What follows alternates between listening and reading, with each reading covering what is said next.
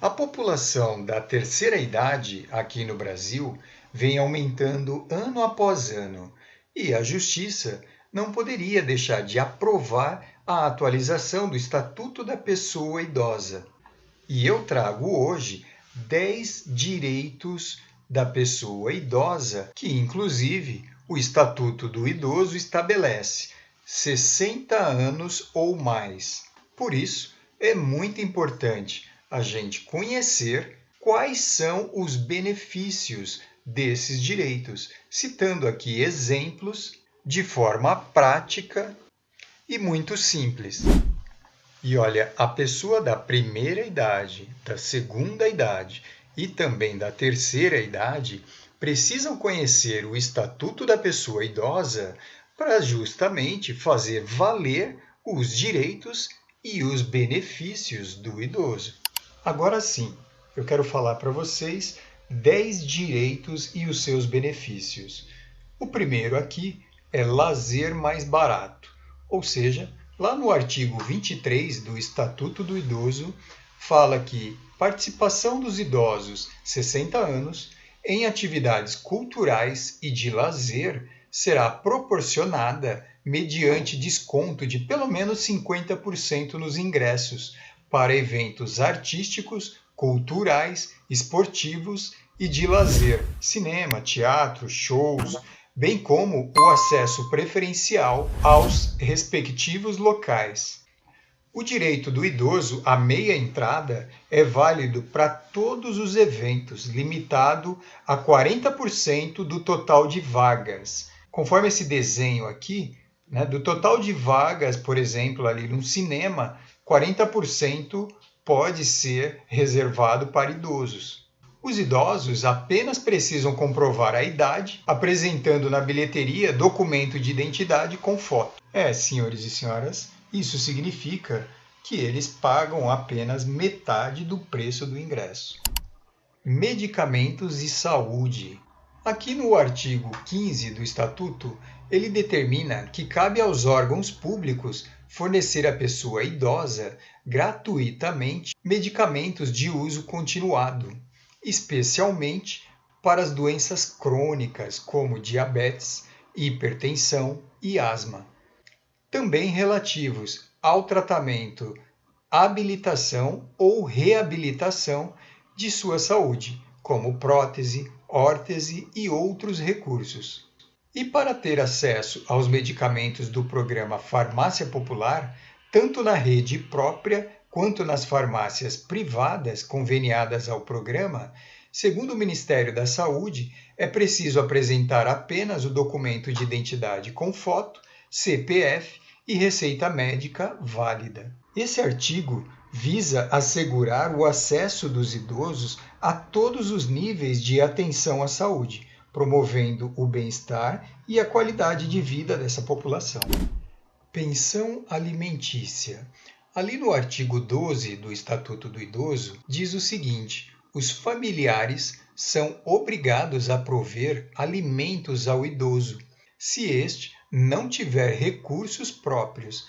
Essa obrigação é solidária, ou seja, a ação pode ser movida contra qualquer parente que tenha condições de prestar os alimentos. Na ausência de parentes, ou em caso de incapacidade deles, a obrigação recai sobre o poder público. A ideia aqui é garantir que o idoso não fique desamparado, assegurando que ele tenha meios para sua subsistência, mesmo que isso envolva a ajuda de parentes, podendo a pessoa idosa optar entre os prestadores ou, em última instância, o Estado através do benefício assistencial. E em caso de disputa, o juiz definirá a proporção e a forma dessa assistência, considerando as necessidades do idoso e as possibilidades de quem deve prover. E ainda sobre imposto de renda, agora eu vou falar sobre a prioridade da restituição. É lá no artigo 3 do Estatuto do Idoso que diz que os idosos têm prioridade na restituição do imposto de renda. A prioridade, no entanto, ocorre para aqueles que tenham 60 anos ou mais. E vale lembrar que, Muito embora essa prioridade exista, a Receita Federal, e vale lembrar que, muito embora essa prioridade exista, a Receita Federal a realiza levando em consideração a ordem de entrega das declarações. A restituição existe quando o imposto efetivamente pago pelo contribuinte supera o valor de imposto devido. A diferença é devolvida como restituição, em lotes mensais e pagos conforme fila de processamento da declaração. É claro que, em primeiro lugar, recebem os idosos com 80 anos ou mais, que esses são os da categoria super prioridade. Então vejam que eles recebem os valores restituídos antes dos demais contribuintes. Essas medidas visam garantir ali um atendimento mais ágil e eficiente aos idosos, respeitando sua prioridade legal. E o próximo direito é o direito a acompanhante. Então, o artigo 16 ali do Estatuto do Idoso diz o seguinte: o idoso internado ou em observação é assegurado o direito de ter acompanhante, devendo o órgão de saúde proporcionar as condições adequadas para sua permanência em tempo integral, segundo o critério médico. O acompanhante tem direito a receber alimentação, seja no sistema público de saúde, o SUS, ou em hospitais particulares, pois está na lei. E ainda por serem pertencentes a grupos vulneráveis, entre os quais encontram-se as pessoas idosas, quando conhecedoras de seus direitos, reclamam e conseguem o benefício do acompanhante, apenas falando com o hospital e o plano de saúde, pois eles sabem que é um direito, mas muitas vezes não avisam. Essa medida visa proporcionar mais conforto e segurança ao idoso, assegurando que ele tenha a companhia e o apoio de alguém da sua confiança enquanto estiver ali internado ou em observação no hospital. Ainda sobre o tema saúde, convênio médico mais caros. Na verdade, o artigo 15 do Estatuto do Idoso, ele também trata sobre o controle dos preços de convênio médico. Então, diz o seguinte: é vedada a discriminação de pessoas idosas nos planos de saúde pela cobrança de valores diferenciados em razão de mudanças da faixa etária aos 60 anos.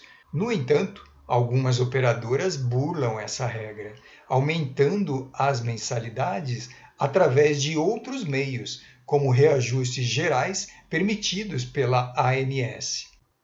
E, além disso, muitas operadoras não comercializam planos individuais, obrigando os idosos a aderirem planos coletivos, onde o controle de reajuste é mais frouxo. Essa prática limita o acesso a plano de saúde de qualidade para os idosos e, frequentemente, leva a aumentos abusivos.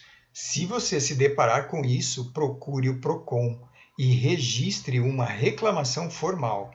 Isso ajuda a proteger os idosos contra preços abusivos praticados por esses convênios médicos. Esse direito traz o benefício do saque do FGTS, que é o Fundo de Garantia do Tempo de Serviço.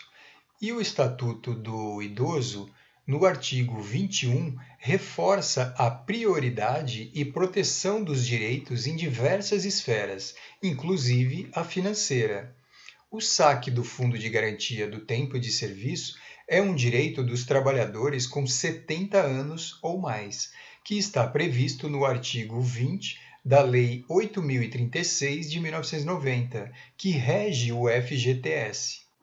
Independentemente do valor, se está trabalhando ou aposentado, tem prioridade no saque total do FGTS, até mesmo aqueles depósitos feitos mensalmente pelo empregador, se a pessoa ainda está trabalhando, poderá sacar com prioridade a partir dos 70 anos.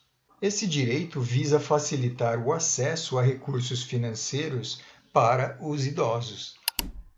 E falando em benefício assistencial, é lá no artigo 34 do Estatuto do Idoso que diz que as pessoas idosas a partir de 65 anos que não possuam meios para prover a sua subsistência, nem de tê-la provida por sua família, é assegurado o benefício mensal de um salário mínimo, nos termos da LOAS. Este benefício é concedido pelo INSS. Não é necessário ter contribuído para a Previdência Social para receber o BPC. BPC, que é o Benefício de Prestação Continuada. E também é necessário atender a critérios de renda, onde a renda familiar per capita deve ser inferior a 1/4 do salário mínimo. O benefício já concedido a qualquer membro da família não será computado para fins de cálculo de renda familiar per capita a que se refere a LOAS. É preciso estar inscrito no CAD único, com atualizações a cada 2 anos. Então, esse benefício visa assegurar um sustento mínimo àqueles que não têm condições financeiras suficientes. E o próximo direito é sobre a isenção de IR, o Imposto de Renda. Ali no artigo 11 do Estatuto do Idoso, estabelece que os aposentados e pensionistas, ao atingir 65 anos, a legislação garante a isenção do imposto de renda sobre os rendimentos provenientes de aposentadoria ou pensão, no limite estabelecido na legislação atual, R$ 1.903,98 por mês, sendo então uma isenção adicional, além da faixa de isenção geral, que atualmente é R$ 2.259,20. Há uma segunda isenção específica para essa faixa etária. Então, isso significa que a partir de 65 anos, o idoso passa a ter isentos os rendimentos, ou seja, total de R$ 4.163,18 mensais. É a soma da isenção geral e da específica para o idoso. Assim, a renda que excede esse valor é que será tributada, resultando em uma redução significativa do imposto a pagar. Eu resumi aqui, menos de 65 anos, ele tem aquela isenção regular, que é a primeira faixa do imposto de renda, atualmente, em 2024, R$ 2.259,20. Abaixo disso, ele é isento. Porém, o aposentado, quando faz aniversário de 65 anos, ele passa a ter a isenção de imposto de renda regular, mais uma faixa adicional. É uma isenção adicional. Hoje ela é definida em R$ 1.903,98. Por isso que a soma dessas duas isenções resulta nesse valor total de R$ 4.163,18. Então, se o aposentado ou pensionista ganha acima desse valor mensal, aí o que ultrapassa será tributado. Até esse valor, com o aposentado ou pensionista com 65 anos, ele passa a ser isento. Direito à autonomia. O artigo 10 do Estatuto do Idoso trata da questão de autonomia e destaca a importância de respeitar as opiniões e os desejos dos idosos. Ele assegura que os idosos devem ser protagonistas de suas próprias vidas e decisões, sempre que possível. Além disso, o artigo proíbe qualquer forma de discriminação, garantindo que eles tenham acesso a todos os serviços e direitos sem restrições ou limitações injustificadas. É um reconhecimento da capacidade e do direito dos idosos de conduzirem suas próprias vidas de acordo com suas vontades e preferências. Olha como essas informações são importantes. Peço então que compartilhe esse vídeo com outras pessoas. É muito provável que elas não conheçam esses direitos e esses benefícios. Bom, Agradeço muito quem me acompanhou até aqui, muito obrigado e até o próximo vídeo.